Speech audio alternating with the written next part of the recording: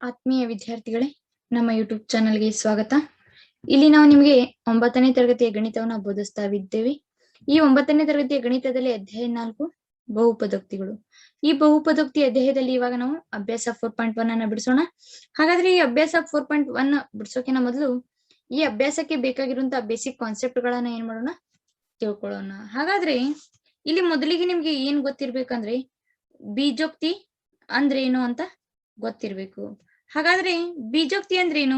ಬೀಜೋಕ್ತಿ ಅಂದ್ರೆ ಚರಾಕ್ಷರ ಮತ್ತು ಸ್ಥಿರ ಸಂಖ್ಯೆ. ಇಲ್ಲಿ ನೋಡ್ರಿ, ಸ್ಥಿರ ಸಂಖ್ಯೆ ಮತ್ತೆ ಚರಾಕ್ಷರಗಳ ಸಂಯೋಗವನ್ನ ನಾವು ಬೀಜೋಕ್ತಿ ಅಂತ ಕರಿತೀವಿ. ಸ್ಥಿರ ಸಂಖ್ಯೆ ಪ್ಲಸ್ ಏನಿರ್ಬೇಕು, ಚರಾಕ್ಷರ. ಈ ಎರಡರ ಸಂಯೋಗವನ್ನ ನಾವೇನಂತ ಕರಿತೀವಿ? ಬೀಜೋಕ್ತಿ ಅಂತ ಕರಿತೀವಿ. ಹಾಗಾದ್ರೆ ಸ್ಥಿರ ಸಂಖ್ಯೆ ಅಂದ್ರೆ ಏನು? ಒಂದು ಸಂಖ್ಯೆ ಆಗಿರ್ಬೋದು. ಇವಾಗ ಸ್ಥಿರ ಸಂಖ್ಯೆ ಅಂದ್ರೆ ಅದ್ರ ಬೆಲೆ ಏನಾಗಿರ್ತೈತಿ? ಕಾನ್ಸ್ಟೆಂಟ್ ಆಗಿರ್ತೈತಿ. ಅಂದ್ರೆ ಅದ್ರ ಬೆಲೆ ಒಟ್ಟ ಏನಾಗೋದಿಲ್ಲ, ಚೇಂಜ್ ಆಗೋದಿಲ್ಲ. ಉದಾಹರಣೆಗೆ ನೋಡಿ, 2 ಒಂದು ಸ್ಥಿರ ಸಂಖ್ಯೆ. ಇಲ್ಲಿ ಚರಾಕ್ಷರ ಏನು? ಎಕ್ಸ್ ನ ಬೆಲೆ ಏನಾಗುತ್ತೆ ಮಕ್ಕಳೇ? ಚೇಂಜ್ ಆಗ್ತಾ ಹೋಗುತ್ತೆ. ಇವಾಗ x = 5 ಅಂತ ನಾ ಅನ್ಬೋದು, x = 8 ಅಂತ ನೀವ್ ಅನ್ಬೋದು. ಈ ರೀತಿಯಾಗಿ ಇಲ್ಲಿ ಈ ಎಕ್ಸ್ ನ ಬೆಲೆ ಏನಾಗ್ತಾ ಹೋಗುತ್ತೆ, ಚೇಂಜ್ ಆಗುತ್ತೆ. ಅದಕ್ಕೆ ನಾವು ಅದನ್ನ ಚರಾಕ್ಷರ ಅಂತ ಕರಿತೇವಿ. ಹಾಗಾದ್ರೆ ಸ್ಥಿರ ಸಂಖ್ಯೆ ಮತ್ತು ಚರಾಕ್ಷರಗಳ ಸಂಯೋಗವನ್ನ ನಾವು ಬೀಜೋಕ್ತಿ ಅಂತ ಕರಿತೀವಿ. ಇವಾಗ 2x + 3 ಇಲ್ಲಿ ಯಾವುದೇ ಒಂದು ರೀತಿಯಾದಂತ ಚಿಹ್ನೆ ಇರಬೇಕು. ನಮ್ಮ ಮೂಲ ಕ್ರಿಯೆಗಳಾಗಿ ನಾವು ಬಳಸುವಂತಹ ಸಂಕೇತಗಳು ಯಾವುವು? ಪ್ಲಸ್ ಆಗಿರ್ಬೋದು, ಮೈನಸ್ ಆಗಿರ್ಬೋದು, ಇಂಟು ಆಗಿರ್ಬೋದು, ಡಿವೈಡೆಡ್ ಬೈ ಆಗಿರ್ಬೋದು. ಇವೆಲ್ಲವುಗಳು ಏನಿವು? ಸಂಕೇತಗಳು. ಇವುಗಳಿಂದ ನಾವು 4 ಮೂಲಭೂತ ಕ್ರಿಯೆಗಳನ್ನ ಬಿಡಿಸ್ತೀವಿ, ಹೌದಾ? ಹಾಗಾದ್ರೆ ಬೀಜೋಕ್ತಿ ಅಂದ್ರೆ ಏನು? ಸ್ಥಿರ ಪದ ಮತ್ತು ಚರಾಕ್ಷರಗಳ ಸಂಯೋಗವನ್ನ ಬೀಜೋಕ್ತಿ ಅಂತ ಕರಿತೇವಿ. ಮತ್ತ ಆ ಬೀಜೋಕ್ತಿ ಒಳಗೆ ಏನಿರ್ಬೇಕು? ಚಿಹ್ನೆಗಳನ್ನು ಕೂಡ ನಾವು ಬಳಸಿರ್ಬೇಕು. ಇವಾಗ ನಿಮ್ಗೆ ಎಕ್ಸಾಮ್ ಪರ್ಪಸ್ ನೀವು ಏನಾದ್ರೂ ಕಾನ್ಸೆಪ್ಟ್ ಅನ್ನ ಕಲಿತ್ರೆ, ಬೀಜೋಕ್ತಿ ಅಂದ್ರೆ ಸ್ಥಿರ ಸಂಖ್ಯೆ ಮತ್ತು ಚರಾಕ್ಷರಗಳ ಸಂಯೋಗ ಬೀಜೋಕ್ತಿ. ನಿಮ್ ನಾಲೆಜಿಗೆ ಹೆಂಗಿರ್ಬೇಕಂದ್ರ ಇಲ್ಲೇ ಪ್ಲಸ್ ಇರ್ಬೋದು, ಮೈನಸ್ ಇರ್ಬೋದು. ಈ ರೀತಿಯಾಗಿ ನಾವ್ ಏನ್ ಮಾಡ್ಬೋದು? ಸಂಖ್ಯೆನ ಬಳಸ್ತಿರ್ಬೇಕು. 4x / 3 ಇಲ್ಲಿ ನೋಡ್ರಿ, ಸ್ಥಿರ ಸಂಖ್ಯೆ ಐತಿ, ಚರಾಕ್ಷರ ಐತಿ. ಇಲ್ಲಿ ನಾವು ಸಂಕೇತವನ್ನ ಯಾವ್ದು ಸೂಚಿಸೇವಿ? ಡಿವೈಡೆಡ್ ಬೈ, ಹೌದಾ? ಇದೇನು? ಬೀಜೋಕ್ತಿ. ಹಾಗಾದ್ರೆ ಒಂದು ಚರಾಕ್ಷರವುಳ್ಳ ಬಹುಪದೋಕ್ತಿ. ಒಂದು ಚರಾಕ್ಷರವುಳ್ಳ ಬಹುಪದೋಕ್ತಿ ಅಂದ್ರೆ ಏನು? ಇಲ್ಲಿ ನೋಡಿ, ಒಂದು ಚರಾಕ್ಷರವುಳ್ಳ ಬಹುಪದೋಕ್ತಿ. ಇವಾಗ ನಿಮ್ ಡೆಫಿನಿಷನ್ಸ್ ಎಲ್ಲ ಇಲ್ಲಿ ಬುಕ್ಸ್ ಅಲ್ಲಿ ಎಲ್ಲ ಏನಕ್ಕವು ಅವೈಲೇಬಲ್ ಅದಾವು. ಏನ್ ಮಾಡ್ಬೋದು ನೀವು? ಡೆಫಿನಿಷನ್ಸ್ ಅನ್ನ ನೋಡ್ಬಹುದು, ಹೌದಾ? ಹಾಗಾದ್ರೆ ಒಂದು ಚರಾಕ್ಷರವುಳ್ಳ ಬಹುಪದೋಕ್ತಿಗಳು ಅಂದ್ರೇನು? ಒಂದು ಚರಾಕ್ಷರವುಳ್ಳ ಬಹುಪದೋಕ್ತಿ ಅಂದ್ರೆ ಇಲ್ಲಿ ಒಂದು ಬೀಜೋಕ್ತಿಯು ಪೂರ್ಣ ಸಂಖ್ಯೆ ಘಾತವನ್ನ ಹೊಂದಿರುವ ಏನಿರ್ಬೇಕು? ಒಂದು ಬೀಜೋಕ್ತಿ ಪೂರ್ಣ ಸಂಖ್ಯೆಯ ಘಾತವನ್ನ ಹೊಂದಿರ್ಬೇಕು. ಅದು ಕೇವಲ ಒಂದು ಚರಾಕ್ಷರವನ್ನ ಅಷ್ಟೇ ಹೊಂದಿರ್ಬೇಕು, ಹೌದಾ? ಹೆಂಗಿರ್ಬೇಕಂದ್ರೆ ಇಲ್ಲಿ ಒಂದು ಏನಾಗಿರ್ಬೇಕು? ಅದು ಪೂರ್ಣ ಸಂಖ್ಯೆಯ ಘಾತವನ್ನ ಹೊಂದಿರ್ಬೇಕು, ಮತ್ತೆ ಕೇವಲ ಅದು ಒಂದು ಚರಾಕ್ಷರ ಆಗಿರ್ಬೇಕು. ಅಂತ ಸಂಖ್ಯೆನ ನಾವ್ ಏನಂತ ಕರಿತೀವಿ? ಒಂದು ಚರಾಕ್ಷರವುಳ್ಳ ಬಹುಪದೋಕ್ತಿ ಅಂತ ಕರಿತೀವಿ. ಉದಾಹರಣೆಗೆ ನೋಡ್ರಿ, 2x ಇಲ್ಲೇ ಒಂದು ಪೂರ್ಣ ಘಾತವನ್ನ ಹೊಂದೈತಿ, ಹೌದಾ? ಒಂದೇ ಒಂದು ಚರಾಕ್ಷರವನ್ನ ಏನ್ ಮಾಡಿದ್ದು? ಕೂಡಿದ್ರಿಂದ ಇದನ್ನ ನಾವೇನಂತ ಕರಿತೀವಿ? ಒಂದು ಚರಾಕ್ಷರವುಳ್ಳ ಬಹುಪದೋಕ್ತಿ ಅಂತ ಕರಿತೀವಿ. ಹಾಗಾದ್ರೆ ಇನ್ನೊಂದ್ ಏನ್ ನೆನಪಿಟ್ಕೋಬೇಕು ನೀವು? ಏನ್ ನೆನಪಿಟ್ಕೋಬೇಕಂದ್ರೆ, ಒಂದು ಚರಾಕ್ಷರವುಳ್ಳ ಬಹುಪದೋಕ್ತಿ ಒಳಗ ಘಾತ ಋಣಾತ್ಮಕ ಆಗಿರ್ಬಾರ್ದು. ಹೇಗೆ? 2x - 3 ಇದು -3 ಅನ್ನೋದು ಒಂದು ಋಣಾತ್ಮಕ. ಈ ರೀತಿ ಇರಬಾರ್ದು. ಈ ರೀತಿ ಇದ್ರೆ ಇದನ್ನ ನಾವು ಒಂದು ಚರಾಕ್ಷರವುಳ್ಳ ಬಹುಪದೋಕ್ತಿ ಅನ್ನಕ ಬರೋದಿಲ್ಲ, ತಿಳಿತಲ್ವಾ? ಹಾಗಾದ್ರೆ ಇದ್ರ ಘಾತ ಸೂಚಿ ಏನಿದೆ ಮಕ್ಕಳೇ? 1 ಐತಿ, ಹೌದಾ? ಇವಾಗ y³ - 3x² ಈ ಸಂಖ್ಯೆ ಘಾತ ಸೂಚಿ ಏನೈತಿ? ಇಲ್ಲಿ 3 ಐತಿ, ಇಲ್ಲಿ 2 ಐತಿ. ಋಣಾತ್ಮಕ ಐತ್ಯಾ? ಇಲ್ಲ. ಹಾಗಾದ್ರೆ ಘಾತ ಸೂಚಿ ಏನಾಗಿರ್ಬೇಕು? ಇಲ್ಲಿ ಧನಾತ್ಮಕ ಆಗಿರ್ಬೇಕು, ತಿಳಿತಲ್ವಾ? ನೆಕ್ಸ್ಟ್ ಬರುವಂತದ್ದು ಸಹಗುಣಕ. ಇಲ್ಲಿ ನಿಮ್ಗೆ ಸಹಗುಣಕ ಅನ್ನುವಂತ ಪದವನ್ನ ನೀವು 8th ಒಳಗ ಕಲ್ತೀರಿ, ಹೌದಾ? ಸಹಗುಣಕ ಅಂದ್ರೆ ಏನು? ಸಹ ಗುಣಕ ನಿಮ್ ಫ್ರೆಂಡ್ಸಿಗೆ ಏನಂತ ಕರಿತೀರಿ? ಸಹಪಾಠಿ ಅಂತ ಕರಿತೀರಿ, ಹೌದಾ? ಜೊತೆಗಿರೋರ್ನ ನಾವೇನಂತ ಕರಿತೀವಿ? ಸಹಪಾಠಿ ಅಂತ ಕರಿತೀವಿ. ನಿಮ್ ಫ್ರೆಂಡ್ಸ್ ಅನ್ನ ಇವಾಗ ನೀವು ಸಹಪಾಠಿ ಅಂತ ಕರಿಬಹುದು. ಹಾಗೆ ಇಲ್ಲಿ ಸಹ ಗುಣಕ ಅಂದ್ರೆ ಇದು ಏನಾಗಿರ್ತೈತಿ? ಜೊತೆಗೆ ಇರ್ತೈತಿ. ಯಾವ ರೀತಿ? ಇಲ್ಲಿ ನೋಡ್ರಿ, 3x⁴ 3x⁴ x⁴ಗೆ ಸಹಗುಣಕ ಯಾರು? 3, ಹೌದಾ? ಇವಾಗ x⁴ಗೆ ಸಹಗುಣಕ 3 ಆದ್ರೆ ಮೂರಕ್ಕೆ ಸಹಗುಣಕ ಯಾರು? x⁴. ತಿಳಿತಲ್ವಾ ಮಕ್ಕಳೇ? ಇವಾಗ ನೋಡಿ 5xy 5xy. ಇವಾಗ 5ರ ಸಹಗುಣಕವನ್ನ ಬರೀರಿ ಅಂದ್ರೆ xy ಅಂತ ಬರಿಬೇಕು. ಹೌದಾ? 5x ನ ಸಹಗುಣಕ ಬರೀರಿ ಅಂದ್ರೆ y ಬರಿಬೇಕು. 5x ನ ಸಹಗುಣಕ ಏನ್ ಬರದ್ರಿ? y ಬರದ್ರಿ. ಹಾಗಾದ್ರೆ ಇಲ್ಲಿ y ನ ಸಹಗುಣಕ ಏನ್ ಬರಿಬಹುದು? 5x ಬರಿಬಹುದು. ಹೌದಾ? 5x ನ ಸಹಗುಣಕ ಏನ್ ಬರಿಬಹುದು? ಇವಾಗ 5y ನ ಸಹಗುಣಕ ಬರೀನಿ. 5y ನ ಸಹಗುಣಕ ಯಾರು? x. ತಿಳಿತಲ್ವಾ ಮಕ್ಕಳೇ? ಇಲ್ಲಿ ಸಹಗುಣಕ ಅಂದ್ರೆ ಅದ್ರ ಜೊತೆಗಿರುವಂತ ಸಂಖ್ಯೆಗಳನ್ನ ನಾವೇನಂತ ಕರಿತೇವಿ? ಸಹಗುಣಕ ಅಂತೇವಿ. ಹಾಗಾದ್ರೆ ಇನ್ನೊಂದ್ ನೋಡ್ರಿ ನನ್ನ ಕ್ವಶನ್. 5xy ಇಲ್ಲಿ ಸಂಖ್ಯಾ ಸಹಗುಣಕ ಯಾರು? ಸಂಖ್ಯೆ ಹೆಸರೇ ಹೇಳುತ್ತೆ ಸಂಖ್ಯೆ. ಸಂಖ್ಯೆ ಯಾರು? 5. ತಿಳಿತಲ್ವಾ? ಈಗ ಇದ್ರ ಮೇಲೆ ನಿಮ್ಗೊಂದು ಅಭ್ಯಾಸದಾಗ ಒಂದು ಪ್ರಶ್ನೆ ಬರ್ತೈತಿ. ಅದಕ್ಕೆ ಇದನ್ನ ಸ್ವಲ್ಪ ಕಾನ್ಸೆಪ್ಟ್ ನ ಕ್ಲಿಯರ್ ಆಗಿ ತಿಳ್ಕೊರಿ. 5xy ಅಲ್ಲಿ ಸಂಖ್ಯಾ ಸಹಗುಣಕ ಯಾರು ಅಂದ್ರೆ ನೀವು 5 ಅಂತ ಹೇಳ್ಬೇಕು. ತಿಳಿತಾ? 10x3 10x3 ನಲ್ಲಿ ಸಂಖ್ಯಾ ಸಹಗುಣಕ ಯಾರಪ್ಪ? 10. ತಿಳಿತಾ? ಸಹಗುಣಕ ಅಂದ್ರೆ ಏನು? ಜೊತೆಗೆ ಇರ್ಬೇಕು. ಜೊತೆಗಿರುವಂತ ಪದಗಳನ್ನ ನಾವೇನಂತ ಕರಿತೇವಿ? ಸಂಖ್ಯಾ ಸಹಗುಣಕ ಅಂತ ಕರಿತೇವಿ. ಹಾಗಾದ್ರೆ ಇಲ್ಲಿ ಬಹುಪದೋಕ್ತಿಯ ವಿಧಗಳು ಬರ್ತಾವ. ಏನ್ ಬರ್ತಾವು? ಬಹುಪದೋಕ್ತಿಯ ವಿಧಗಳು. ಬಹುಪದೋಕ್ತಿ ಒಳಗ ಮತ್ತೇನ್ ಬರ್ತಾವ? ವಿಧಗಳು ಬರ್ತಾವ. ಈ ವಿಧಗಳು ಯಾವ ರೀತಿ ಇರ್ತಾವಂದ್ರ ಸ್ಥಿರ ಬಹುಪದೋಕ್ತಿ. ಮೊದಲಿಗೆ ಬರೋರು ಯಾರು? ಸ್ಥಿರ ಬಹುಪದೋಕ್ತಿ. ಸ್ಥಿರ ಬಹುಪದೋಕ್ತಿ ಅಂದ್ರೆ ಏನು? ಸ್ಥಿರ ಬಹುಪದೋಕ್ತಿ ಅಂದ್ರೆ ಮಕ್ಕಳೇ, ಇಲ್ಲಿ ಬಹುಪದೋಕ್ತಿ ಒಂದೇ ಒಂದು ಪದವನ್ನ ಹೊಂದಿರ್ಬೇಕು. ಏನಾಗಿರ್ಬೇಕು? ಬಹುಪದೋಕ್ತಿ ಒಂದೇ ಒಂದು ಪದವನ್ನ ಹೊಂದಿದ್ದು ಅದು ಸ್ಥಿರ ಸಂಖ್ಯೆ ಆಗಿರ್ಬೇಕು. ತಿಳಿತಲ್ವಾ? ಬಹುಪದೋಕ್ತಿ ಅಂದ್ರ ಅದು ಒಂದೇ ಒಂದು ಪದವನ್ನ ಹೊಂದಿರ್ಬೇಕು ಮತ್ತದ ಸ್ಥಿರ ಸಂಖ್ಯೆ ಆಗಿದ್ರೆ ಅದನ್ನ ನಾವೇನಂತ ಕರಿತೇವಿ? ಸ್ಥಿರ ಬಹುಪದೋಕ್ತಿ ಅಂತ ಕರಿತೇವಿ. 3, 5, 7 ಇವೆಲ್ಲವೂ ಕೂಡ ಏನಿವು? ಸ್ಥಿರ ಬಹುಪದೋಕ್ತಿ. ಹೌದಾ? ಹಾಗಾದ್ರೆ ಡೆಫಿನಿಷನ್ ಬರ್ಕೊಳ್ಳೋದಿದ್ರೆ ಬರ್ಕೋರಿ. ಸ್ಥಿರ ಬಹುಪದೋಕ್ತಿ ಅಂದ್ರೆ ಬಹುಪದೋಕ್ತಿಯು ಒಂದೇ ಪದವನ್ನ ಹೊಂದಿದ್ದು ಅದು ಸ್ಥಿರ ಸಂಖ್ಯೆ ಆಗಿದ್ದರೆ ಅದನ್ನ ನಾವು ಸ್ಥಿರ ಬಹುಪದೋಕ್ತಿ ಅಂತ ಕರಿತೇವಿ. ಉದಾಹರಣೆಗೆ 3, 5, 7 ಎಕ್ಸೆಟ್ರಾ ಇತ್ಯಾದಿ ಬಹಳಷ್ಟು ಇರ್ಬೋದು. ಹೌದಲ್ಲ? ತಿಳಿತಾ? ಈಗ ನೆಕ್ಸ್ಟ್ ಬರುವಂತದ್ದು ಶೂನ್ಯ ಬಹುಪದೋಕ್ತಿ.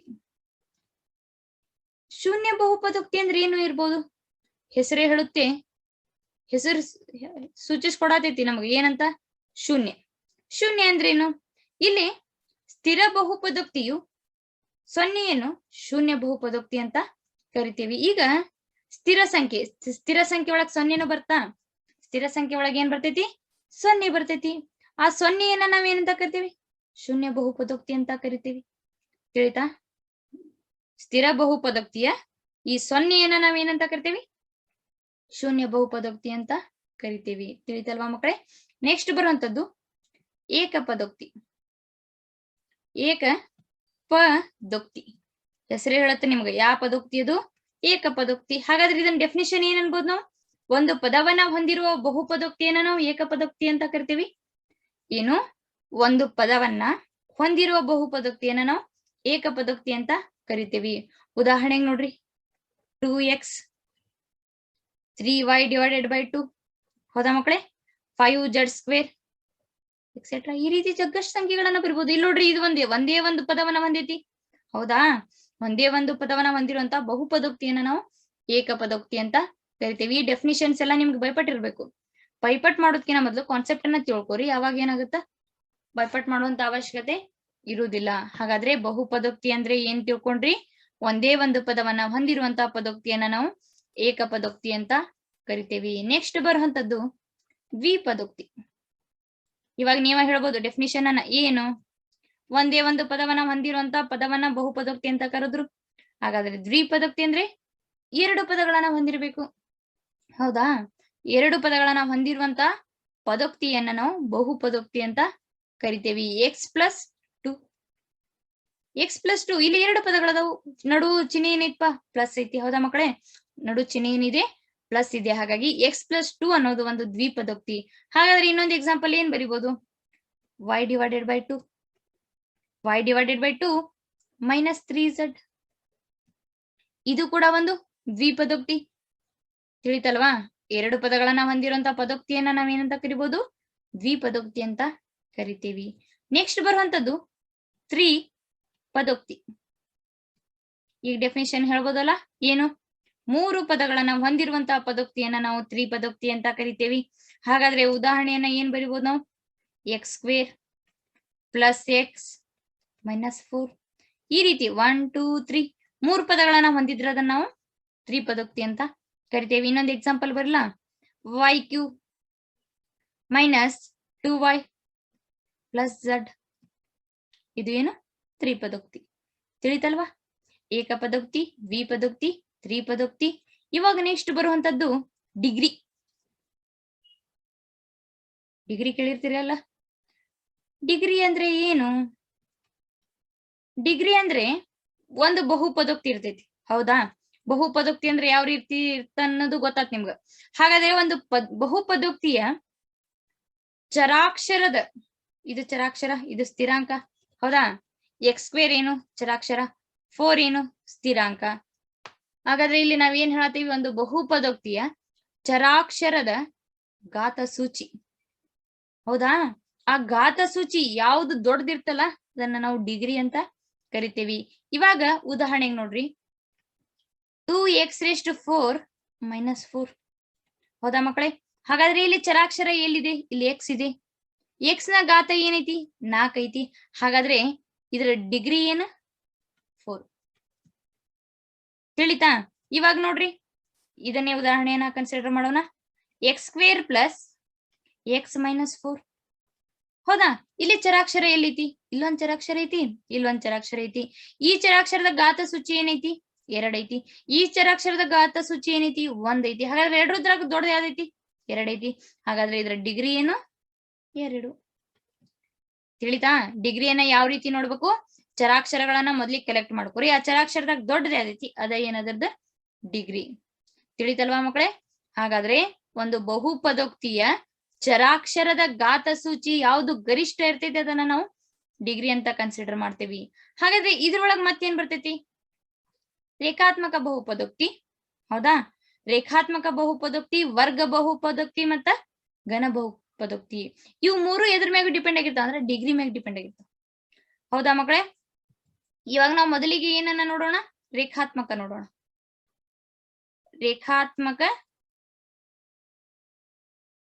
ರೇಖಾತ್ಮಕ ಬಹುಪದೋಕ್ತಿ, ಹೌದಾ ಮಕ್ಕಳೇ? ಹಾಗಾದ್ರೆ ರೇಖಾತ್ಮಕ ಬಹುಪದೋಕ್ತಿ ಯಾವ ರೀತಿ ಇರ್ತೈತಿ ಅಂದ್ರ, ಒಂದು ಬಹುಪದೋಕ್ತಿಯ ಡಿಗ್ರಿ ಯಾರ್ದು? ಒಂದು ಬಹುಪದೋಕ್ತಿಯ ಡಿಗ್ರಿ 1 ಆಗಿತ್ತಂದ್ರ ಅದು ರೇಖಾತ್ಮಕ. ಯಾವ ರೀತಿಪ? ax+b, ಇದು ಇದ್ರ ಸಾಮಾನ್ಯ ರೂಪ, ಹೌದಾ? ಇಲ್ಲಿ ಚರಾಕ್ಷರ ಏನು? ಎಕ್ಸ್. ಅದರ ಘಾತ ಸೂಚಿ ಏನಿದೆ? 1 ಇದೆ. ಹಾಗಾದ್ರೆ ಇದೇನು? ರೇಖಾತ್ಮಕ ಬಹುಪದೋಕ್ತಿ. ಇನ್ನೊಂದ್ ಬರ್ತೇನೆ ನೋಡ್ರಿ, 2x+3, ಹೌದಾ? ಇಲ್ಲಿ ಚರಾಕ್ಷರ ಏನು? ಎಕ್ಸ್. ಎಕ್ಸ್ ನ ಘಾತ ಏನೈತಿ? 1 ಐತಿ. ಆ ಎಕ್ಸ್ ನ ಘಾತ 1 ಐತಿ ಅಂದ್ರ ಅದು ಏನು? ರೇಖಾತ್ಮಕ ಬಹುಪದೋಕ್ತಿ. ತಿಳಿತಲ್ವಾ ಮಕ್ಕಳೇ? ಇದನ್ನ ಡಿಗ್ರಿ, ರೇಖಾತ್ಮಕ ಹೆಂಗ, ವರ್ಗ ಹೆಂಗ, ಘನ ಹೆಂಗ ಅಂತ ನಾವು ಕಂಡು ಹಿಡಿಬೇಕಂದ್ರೆ ಮೊದಲಿಗೆ ಡಿಗ್ರಿ ಗೊತ್ತಿರ್ಬೇಕು. ಈ ಸಂಖ್ಯೆ ಈ ಬಹುಪದೋಕ್ತಿಯ ಡಿಗ್ರಿ ಏನೈತಿ ಅಂತ ನಮ್ಗೆ ಗೊತ್ತಾದ್ರ ಅದು ಯಾವ ಬಹುಪದೋಕ್ತಿ ಅಂತ ನಾವು ಹೇಳಬಹುದು. ಇವಾಗ ಇನ್ನೊಂದ್ ನೋಡ್ರಿ, 5y+7, y ಅನ್ನೋದೇನು? ಚರಾಕ್ಷರ. ಅದ್ರ ಘಾತ ಸೂಚಿ ಏನೈತಿ? 1 ಐತಿ. ಹಾಗಾದ್ರೆ ಅದು ರೇಖಾತ್ಮಕ ಬಹುಪದೋಕ್ತಿ. ನೆಕ್ಸ್ಟ್ ಬರುವಂತದ್ದು ವರ್ಗ. ವರ್ಗ ಅಂತ ನೀವು ಮೊದ್ಲಿಗೆ ಕೇಳಿರ್ತೀರಿ. ವರ್ಗ ಅಂದ್ರೇನು? ಈಸಿಯಾಗಿ ಹೇಳ್ಬೋದು. ಯಾವ ರೀತಿಪ್ಪ? ಯಾವ ಬಹುಪದೋಕ್ತಿಯ ಡಿಗ್ರಿ 2 ಆಗಿರ್ತೈತಿ, ಯಾವ ಬಹುಪದೋಕ್ತಿಯ ಡಿಗ್ರಿ 2 ಆಗಿರ್ತೈತಿ ಅದನ್ನ ನಾವ್ ಏನಂತ ಕರಿತೇವಿ? ವರ್ಗ ಬಹುಪದೋಕ್ತಿ ಅಂತ ಕರಿತೇವಿ. ಯಾವ ರೀತಿ? 2x² + x + 3. 2x², ಈ ಚರಾಕ್ಷರದ ಘಾತ ಸೂಚಿ 2 ಐತಿ. ಈ ಚರಾಕ್ಷರದ ಘಾತ ಸೂಚಿ 1 ಐತಿ. ದೊಡ್ಡದೇನಪ್ಪ? 2 ಆಯ್ತು. ಹಾಗಾದ್ರೆ ಇದು ಒಂದು ಏನು? ವರ್ಗ ಬಹುಪದೋಕ್ತಿ. ಇನ್ನೊಂದು ನೋಡ್ರಿ, 3z², ಹೌದಾ? Plus 2z + 5. ಹಾಗಾದ್ರೆ ಇದ್ರ ಘಾತ ಸೂಚಿ ಏನಿದೆ? 2 ಐತಿ. ಇದ್ರ ಘಾತ ಸೂಚಿ ಏನೈತಿ? 1 ಐತಿ, ಹೌದಾ? ಹಾಗಾದ್ರೆ ಇದರಲ್ಲಿ ಹೈಯೆಸ್ಟ್ ಡಿಗ್ರಿ ಏನಾಯ್ತು 2 ಆಯ್ತು. ಹಾಗಾದ್ರೆ ಇದು ಒಂದು ವರ್ಗ ಬಹುಪದೋಕ್ತಿ. ನೆಕ್ಸ್ಟ್ ಬರುವಂತದ್ದು ಘನ ಬಹುಪದೋಕ್ತಿ. ಘನ ಘನ ಅಂದ್ರೆ ಏನಪ್ಪಾ? ಘನ ಅಂದ್ರೆ 3. ಹಾಗಾದ್ರೆ ಈ ಬಹುಪದೋಕ್ತಿಯ ಡಿಗ್ರಿ ಏನಾಗಿರ್ಬೇಕು? 3 ಆಗಿರ್ಬೇಕು. ಒಂದು ಬಹುಪದೋಕ್ತಿಯ ಡಿಗ್ರಿ 3 ಆಗಿತ್ತಂದ್ರ ನಾವ್ ಅದನ್ನ ಏನಂತ ಕರಿತೀವಿ? ಘನ ಬಹುಪದೋಕ್ತಿ ಅಂತ ಕರಿತೀವಿ. ಇವಾಗ ಇದಕ್ಕೆ ಉದಾಹರಣೆ ಏನ್ ಕೊಡು ನೋಡ್ರಿ. 2x³ ಏನಿವ್ರು ಬರೀ 2x ತಗೊಂತಾರ, ಯಾಕಂದ್ರೆ ಇದು ನಿಮ್ಗ ನಾರ್ಮಲ್ ಆಗಿ ಏನಾಗುತ್ತ ತಿಳಿತೈತಿ. ಹಾಗಾಗಿ ಮಕ್ಕಳೇ ನೋಡ್ರಿ, ಇಲ್ಲಿ 2x³ ಪ್ಲಸ್ 3x², ಹೌದಾ, ಮೈನಸ್ 5x ಪ್ಲಸ್ 6. ಇಲ್ಲಿ ನೋಡಿ, ಇಲ್ಲೇ 3 ಐತಿ, ಇಲ್ಲೇ 2 ಐತಿ. ಏನಿದು 3 2? ಇದು ಘಾತ ಸೂಚಿ, ಹೌದಾ. ಇಲ್ಲಿ 3 ಐತಿ, ಇಲ್ಲಿ 2 ಐತಿ, ಇಲ್ಲಿ 3 ಐತಿ, ಇಲ್ಲಿ 2 ಐತಿ ಅನ್ನೋದೇನಿದು? ಇದು ಒಂದು ಘಾತ ಸೂಚಿ. ಹಾಗಾದ್ರೆ 2x³ x ಅನ್ನೋದು ಒಂದು ಚರಾಕ್ಷರ. ಆ ಚರಾಕ್ಷರದ ಘಾತ ಸೂಚಿ ಏನೈತಿ? 3 ಐತಿ. ಈ x ನ ಘಾತ ಸೂಚಿ ಏನಿದೆ ಮಕ್ಕಳೇ? 2 ಐತಿ. ಈ x ನ ಘಾತ ಸೂಚಿ ಏನೈತಿ? 1 ಐತಿ. ಹಾಗಾದ್ರೆ ಈ ಘನ ಬಹುಪದೋಕ್ತಿಯ ಹೈಯೆಸ್ಟ್ ಘಾತ ಏನಿದೆ? 3 ಇದೆ. ಹೈಯೆಸ್ಟ್ ಘಾತ 3 ಇದೆ ಅಂದ್ರೆ ಇದು ಒಂದು ಘನ ಬಹುಪದೋಕ್ತಿ. ತಿಳಿತಲ್ವಾ? ಈ ರೀತಿಯಾಗಿ ನಾವ್ ಏನ್ ಮಾಡ್ಬೇಕು? ಯಾವ ಬಹುಪದೋಕ್ತಿ ಅಂತ ಕಂಡುಹಿಡಬೇಕು. ತಿಳಿತಲ್ವಾ ಮಕ್ಕಳೇ? ಇದಿಷ್ಟು ನಿಮ್ಮ ಅಭ್ಯಾಸಕ್ಕೆ ಬೇಕಾಗಿರುವಂತ ಬೇಸಿಕ್ ಕಾನ್ಸೆಪ್ಟ್ಸ್. ಇವಾಗ ನಾವ್ ಏನ್ ಮಾಡೋಣ ಅಂದ್ರೆ ಅಭ್ಯಾಸ 4.1 ಅನ್ನ ಬಿಡಿಸೋಣ. ಹಾಗಾದ್ರೆ ಈ ಅಭ್ಯಾಸ 4.1 ನಲ್ಲಿ ಮೊದಲನೇ ಪ್ರಶ್ನೆ ಏನೈತ್ ನೋಡ್ರಿ. ಈ ಕೆಳಗಿನವುಗಳಲ್ಲಿ ಯಾವುವು ಒಂದು ಚರಾಕ್ಷರವುಳ್ಳ ಬಹುಪದೋಕ್ತಿಗಳಾಗಿವೆ ಮತ್ತು ಯಾವುವು ಅಲ್ಲ? ಕಾರಣ ಸಹಿತ ತಿಳಿಸಿ. ಇವಾಗ ನಾ ಇಲ್ಲಿ ಪ್ರಶ್ನೆ ಬರಿತಾ ಹೋಗ್ತೀನಿ. ಆ ಪ್ರಶ್ನೆಗಳು ಬಹುಪದೋಕ್ತಿ ಹೌದು ಅಲ್ಲೋ ಮತ್ತ ಯಾಕಲ್ಲ ಕಾರಣಗಳನ್ನು ಕೂಡ ನಾವ್ ಏನ್ ಮಾಡ್ಬೇಕು? ಇಲ್ಲಿ ಕೊಡ್ಬೇಕಾಗತ್ತೆ. ಹಾಗಾದ್ರೆ ಬನ್ನಿ ಮಕ್ಕಳೇ, ಇಲ್ಲಿ ಮೊದಲನೇ ಪ್ರಶ್ನೆ ಏನಿದೆ ಅಂದ್ರೆ 4x² ಮೈನಸ್ 3x ಪ್ಲಸ್ 7 ಇದು ಒಂದು ಬಹುಪದೋಕ್ತಿ ಹೌದೋ ಅಲ್ಲೋ? ಅದು ಯಾವುದು? ಒಂದು ಚರಾಕ್ಷರವುಳ್ಳ ಬಹುಪದೋಕ್ತಿ ಹೌದೋ ಅಲ್ಲೋ ಮತ್ತ ಅದ ಅಲ್ಲಂದ್ರ ಯಾಕ? ಇದು ಒಂದು ಚರಾಕ್ಷರವನ್ನ ಏನಾಗಿದೆ? ಹೊಂದಿದೆ. ಇದು ಒಂದೇ ಒಂದು ಚರಾಕ್ಷರವನ್ನ ಏನ್ ಮಾಡಿದೆ? ಹೊಂದಿದೆ. ಒಂದು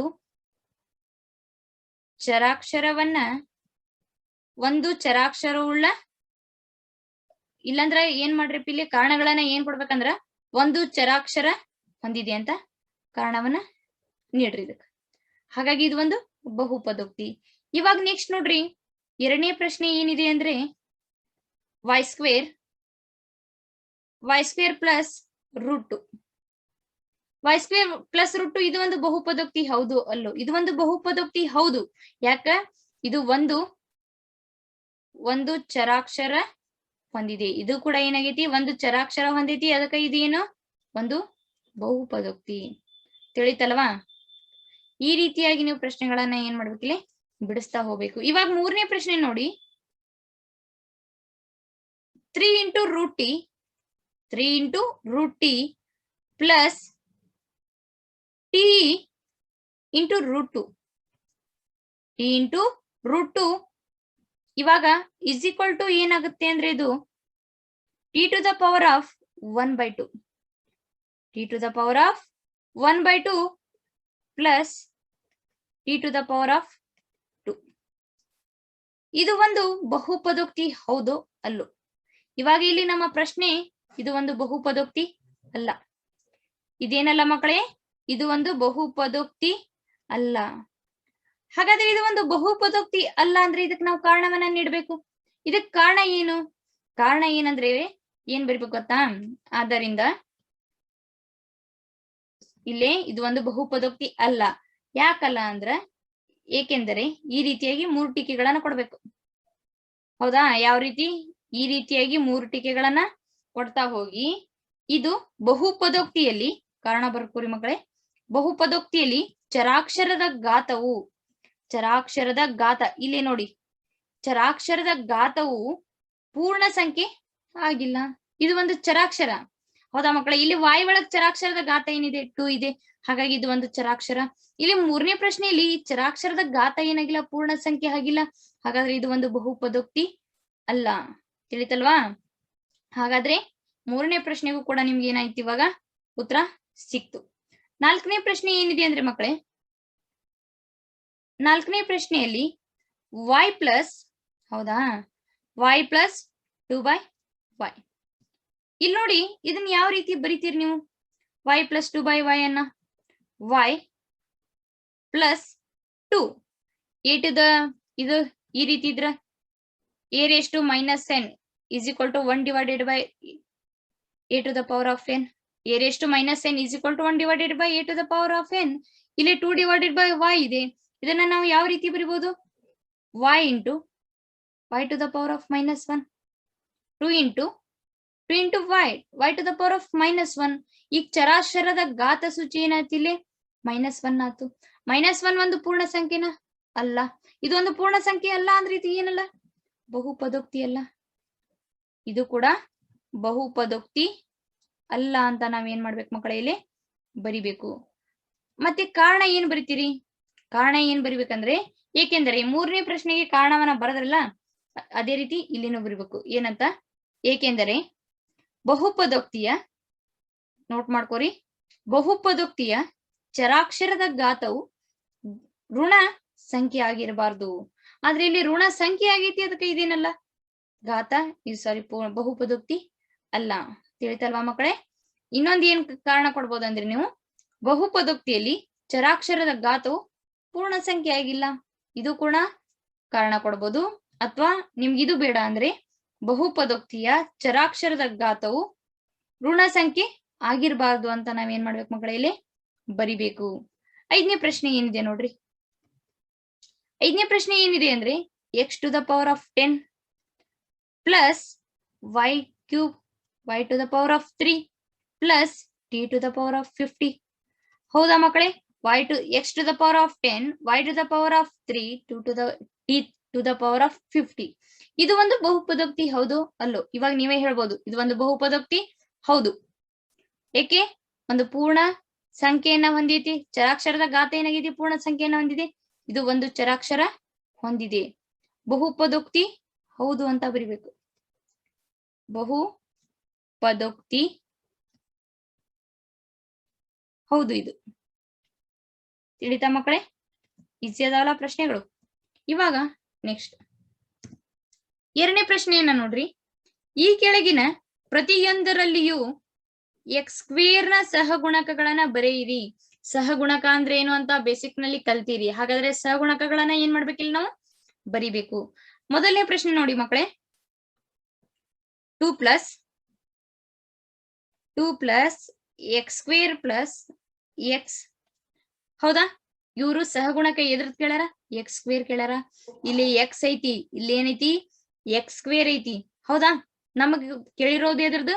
ಎಕ್ಸ್ ಸ್ಕ್ವೇರ್. ಎಕ್ಸ್ ಸ್ಕ್ವೇರ್ ಪಕ್ಕದಲ್ಲಿ ಯಾವ್ದಾದ್ರು ಸಂಖ್ಯೆ ಇದೆಯಾ? ಇಲ್ಲ.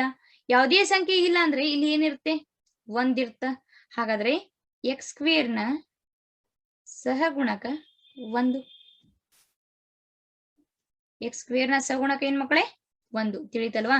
ಯಾವುದೇ ಸಂಖ್ಯೆಯ ಪಕ್ಕದಲ್ಲಿ ಒಂದು ಯಾವುದೇ ಸಂಖ್ಯೆ ಇಲ್ಲ ಅಂದ್ರೆ ಇಲ್ಲಿ ಸಹಗುಣಕ ಏನಾಗಿರ್ತೈತಿ? 1 ಆಗಿರ್ತೈತಿ. ಇವಾಗ ಮಕ್ಕಳೇ ಎರಡನೇ ಪ್ರಶ್ನೆಯನ್ನ ನೋಡಿ. 2 minus X square plus X cube. ನಾವು ಬರಿಬೇಕಾಗಿರೋದು ಎದ್ರದ್ದು? ಎಕ್ಸ್ ಸ್ಕ್ವೇರ್ ಇಂದು. ಅದರಲ್ಲಿಯೂ ಕೂಡ ಈ ಸಂಖ್ಯೆ ಹಿಂದ್ಗಡೆ ಚಿಹ್ನೆ ಏನಿದೆ? ಮೈನಸ್ ಇದೆ. ಹೌದಾ? ಇಲ್ಲಿ ಏನಿತ್ತು? ಪ್ಲಸ್ ಇತ್ತು. ಹಾಗಾಗಿ 1 ಬರದ್ವಿ ನಾರ್ಮಲ್ ಆಗಿ. ಇಲ್ಲೇನಿದೆ? ಮೈನಸ್ ಎಕ್ಸ್ ಸ್ಕ್ವೇರ್ ಇದೆ. ಹಾಗಾದ್ರೆ ಮೈನಸ್ ಎಕ್ಸ್ ಸ್ಕ್ವೇರ್ ನ ಸಹಗುಣಕ ಏನ್ ಬರಿತೀರಿ? -1 ಅಂತ ಬರಿಬೇಕು. ತಿಳಿತಾ? ಮೈನಸ್ ಎಕ್ಸ್ ಸ್ಕ್ವೇರ್ ನ ಸಹಗುಣಕ -1. ಇವಾಗ ಮೂರನೇ ಪ್ರಶ್ನೆ ನೋಡಿ ಮಕ್ಕಳೇ. Pi divided by 2 square. Pi divided by 2 square plus X. ಇಲ್ಲಿ ಎಕ್ಸ್ ಸ್ಕ್ವೇರ್. ಹೌದಾ? ಈ ಎಕ್ಸ್ ಸ್ಕ್ವೇರ್ ನ ಪಕ್ಕದಲ್ಲಿ ಏನಿದೆ? π/2 ಇದೆ. ಇದೇ ಇದ್ರದ್ದು ಏನಾಗುತ್ತ? ಸಹಗುಣಕ ಆಗತ್ತ. ಎಕ್ಸ್ ಸ್ಕ್ವೇರ್ ನ ಸಹಗುಣಕ. ಇಲ್ಲಿ ಎಕ್ಸ್ ಸ್ಕ್ವೇರ್ ನ ಸಹಗುಣಕ ಯಾರಾದ್ರೂ? π/2 ಆಯ್ತು. ತಿಳಿತಲ್ವಾ? ಇವಾಗ ನಾಲ್ಕನೇ ಪ್ರಶ್ನೆ ನೋಡಿ. ನಾಲ್ಕನೇ ಪ್ರಶ್ನೆ ಏನಿದೆ ಅಂತ್ರಿ? √2x √2x minus 1 √2x minus 1 ಇದೆ ಅಂದ್ರೆ ಇಲ್ಲಿ ನಮಗೆ ಕೇಳಿರೋದು ಸಹಗುಣಕ ಯಾರ್ದು ಎಕ್ಸ್ ಸ್ಕ್ವೇರ್ ಕೇಳಾರ ಹೌದಾ ಇವಾಗ ಇಲ್ಲಿ ಎಕ್ಸ್ ಸ್ಕ್ವೇರ್ ಐತೆನ ಇಲ್ಲ ಇಲ್ಲಿ ಎಕ್ಸ್ ಸ್ಕ್ವೇರ್ ಇದೆಯಾ ಈ ಪ್ರಶ್ನೆಯಲ್ಲಿ ಇಲ್ಲ ಹಾಗಾದ್ರೆ ಇಲ್ಲಿ ಎಕ್ಸ್ ಸ್ಕ್ವೇರ್ ಇಲ್ಲ ಅಂದ್ರೆ ನೀವು ಏನ್ ಬರೀತೀರಿ ಅದನ್ನ ನೀವ್ ಏನ್ ಮಾಡ್ಬೇಕಿಲ್ಲ ಫಸ್ಟಿಗೆ ಥಿಂಕ್ ಮಾಡ್ಬೇಕಾಗುತ್ತೆ ಮಕ್ಕಳ ಇಲ್ಲಿ ನೋಡಿ ಯಾವಾಗಾದ್ರೂ ಎಕ್ಸ್ ಸ್ಕ್ವೇರ್ ಇದೆಯಾ ಈ ಸಂಖ್ಯೆಯಲ್ಲಿ ಎಕ್ಸ್ ಸ್ಕ್ವೇರ್ ಇದೆಯಾ ಈ ಸಂಖ್ಯೆಯಲ್ಲಿ ಎಕ್ಸ್ ಸ್ಕ್ವೇರ್ ಏನಾಗಿಲ್ಲ ಇಲ್ಲ ಎಕ್ಸ್ ಸ್ಕ್ವೇರ್ ಇಲ್ಲ ಅಂದ್ರೆ ಅದ್ರ ಸಹಗುಣಕ ಏನಂತ ಬರಿಬೇಕು ನಾವು 0 ಅಂತ ಬರಿಬೇಕು ತಿಳಿತಾ ಸಂಖ್ಯೆ ಇರ್ಲಿಲ್ಲ ಅಂದ್ರ ಇಲ್ಲೆಲ್ಲರ ಎಕ್ಸ್ ಸ್ಕ್ವೇರ್ ಐತ್ಯಾ ಇಲ್ಲ ಇಲ್ಲ ಏನ್ ಮಾಡ್ರಿ 0 ಬರೀರಿ ಇಷ್ಟೇ ತಿಳಿತಾ ನೆಕ್ಸ್ಟ್ ಮೂರನೇ ಪ್ರಶ್ನೆ ಏನಿದೆ ಅಂದ್ರೆ ಡಿಗ್ರಿ 35 ಆಗಿರುವ ಡಿಗ್ರಿ ಏನಾಗಿರ್ಬೇಕು 35 ಆಗಿರುವ ಒಂದು ದ್ವಿಪದೋಕ್ತಿಗೆ ಮತ್ತು ಡಿಗ್ರಿ 100 ಆಗಿರುವ ಒಂದು ಏಕಪದೋಕ್ತಿಗೆ ಒಂದೊಂದು ಉದಾಹರಣೆಯನ್ನ ಕೊಡಿ ಇಲ್ಲಿ ನೀವು ಫಸ್ಟಿಗೆ ಮತ್ತೆ ರಿಕಾಲ್ ಮಾಡಿ ನೆನ್ಪ್ ಮಾಡ್ಕೋರಿ ಏನು ದ್ವಿಪದೋಕ್ತಿ ದ್ವಿಪದೋಕ್ತಿ ಹೆಂಗಿರ್ಬೇಕು ಎರಡು ಪದಗಳನ್ನ ಹೊಂದಿರುವಂತ ಪದೋಕ್ತಿಯನ್ನ ನಾವು ದ್ವಿಪದೋಕ್ತಿ ಅಂತ ಕರಿತೀವಿ ಆದ್ರೆ ಅದರ ಡಿಗ್ರಿ ಏನಾಗಿರ್ಬೇಕು 35 ಆಗಿರ್ಬೇಕು ಕಂಡೀಷನ್ಸ್ ನೋಡ್ರಿ ಡಿಗ್ರಿ 35 ಆಗಿರ್ಬೇಕು ಅದು ಆ ಪದೋಕ್ತಿ ಏನಾಗಿರ್ಬೇಕು ದ್ವಿಪದೋಕ್ತಿ ಆಗಿರ್ಬೇಕು ಹೌದಾ ಮಕ್ಕಳೇ ಡಿಗ್ರಿ ಏನಾಗಿರ್ಬೇಕು 35 ಆಗಿರ್ಬೇಕು ಮತ್ತ ಆ ಪದೋಕ್ತಿ ಎಂತದಿರ್ಬೇಕು ದ್ವಿಪದೋಕ್ತಿ ಆಗಿರ್ಬೇಕು ಹಾಗಾದ್ರೆ ನಾವು ಉದಾಹರಣೆಯನ್ನ ಬರೀನ್ವಾ x⁵35 ಮೈನಸ್ 7 x⁵35 7 ಹಾಗಾದ್ರೆ ಇದನ್ನೇ ಬರಿಬೇಕಾ ಇಲ್ಲ ಎನಿಥಿಂಗ್ ಏನಾದ್ರೂ ಬರ್ಕೋರಿ ಅಂದ್ರೆ ಏನಾದ್ರೂ ಬರೆಯೋದಲ್ಲ ಇಲ್ಲಿ ದ್ವಿಪದೋಕ್ತಿ ಇದನ್ನ ಮತ್ತೆ ಯಾವ ರೀತಿ ಬರ್ಬೋದು ಹೇಳ 3y⁵35 ಪ್ಲಸ್ 3 ಬರಿಬಹುದು ಇದು ಕೂಡ ಒಂದು ದ್ವಿಪದೋಕ್ತಿ ಇಲ್ಲಿ ಕೇಳಿರೋದು ಒಂದೇ ಒಂದು ಉದಾಹರಣೆ ಇದನ್ನಾದ್ರೂ ಬರೀರಿ ಆದ್ರೆ ಹೈಯೆಸ್ಟ್ ಏನಿರ್ಬೇಕು 35 ಇರ್ಬೇಕು ಅದು ಯಾವ ಸಂಖ್ಯೆ ಆಗಿರ್ಬೇಕು ದ್ವಿಪದೋಕ್ತಿ ಆಗಿರ್ಬೋದು ಎರಡರಲ್ಲಿ ಯಾವ್ದಾದ್ರು ಒಂದನ್ನ ಬರೀರಿ ಇವಾಗ ನೆಕ್ಸ್ಟ್ ನೋಡಿ ಏಕಪದೋಕ್ತಿ ಆಗಿರ್ಬೇಕಾ ಡಿಗ್ರಿ ಏನಿರ್ಬೇಕು ಮಕ್ಕಳೇ 100 ಇರ್ಬೇಕು ಅದು ಎಂತ ಪದೋಕ್ತಿ ಆಗಿರ್ಬೇಕು ಏಕಪದೋಕ್ತಿ ಆಗಿರ್ಬೇಕು ಡಿಗ್ರಿ 100 ಇರ್ಬೇಕು ಮತ್ತದು ಪದೋಕ್ತಿ ಅಂತದಾಗಿರ್ಬೇಕು 100 ಇರ್ಬೇಕು ಹಾಗಾದ್ರೆ ಇದಕ್ಕೆ ಉದಾಹರಣೆಯನ್ನ ಏನ್ ಬರಿಬಹುದು ಹೇಳ್ರಿ ನಾನು 6x⁴100 ಹೌದಾ 2y⁴100 ಯಾವುದೇ ಸಂಖ್ಯೆಯ ಚರಾಕ್ಷರದ ಘಾತ ಸೂಚಿ ಏನಿರ್ಬೇಕಿಲ್ಲಿ 100 ಆಗಿರ್ಬೇಕು ಈ ರೀತಿ ಸಂಖ್ಯೆಗಳನ್ನ ಬರೀರಿ ನೀವು ಬೇಕಂದ್ರೆ ಚರಾಕ್ಷರಗಳನ್ನು ಚೇಂಜ್ ಮಾಡ್ಬೋದು ಸ್ಥಿರಾಂಕಗಳನ್ನು ಚೇಂಜ್ ಮಾಡ್ಬೋದು ನೋ ಪ್ರಾಬ್ಲಮ್ ಏನು ಪ್ರಾಬ್ಲಮ್ ಆಗೋದಿಲ್ಲ ಬಟ್ ಆದ್ರೆ ಇಲ್ಲಿ ಡಿಗ್ರಿ ಘಾತ ಸೂಚಿ ಏನಿರ್ತಲ್ಲ 100 ಇರ್ಬೇಕು ತಿಳಿತಲ್ವಾ